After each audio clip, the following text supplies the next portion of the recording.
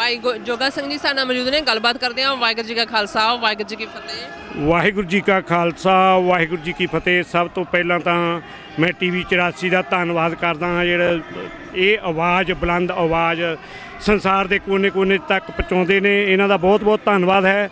ਦੂਸਰੀ ਗੱਲ, ਅੱਜ ਦੇ ਸਾਜਨਾ ਦਿਵਸ 'ਤੇ ਕੌਮ ਨੂੰ ਮੈਂ ਲੱਖ-ਲੱਖ ਵਧਾਈ ਦੇਣੀ ਚਾਹੁੰਦਾ ਹਾਂ।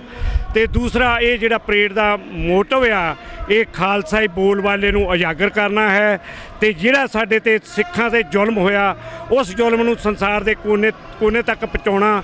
ਅਤੇ ਜੋ ਸਾਡੇ ਆਪਣੇ ਸ਼ਹੀਦਾਂ ਦੇ ਖੂਨ ਵਿੱਚੋਂ ਨਿਕਲੀ ਮੰਗ, ਸਾਡਾ ਹੱਕ ਖਾਲਿਸਤਾਨ ਦੀ ਪੂਰਨ ਆਜ਼ਾਦੀ, ਅਸੀਂ ਆਪਣਾ ਖੁੱਸਾ ਹੋਇਆ ਆਜ਼ਾਦ ਰਹਿਣ ਦੀ, ਇਹ ਇੱਕ ਮਨਸ਼ਾ ਹੈ। ਇਸ ਨੂੰ ਉਜਾਗਰ ਕਰਨਾ ਹੈ।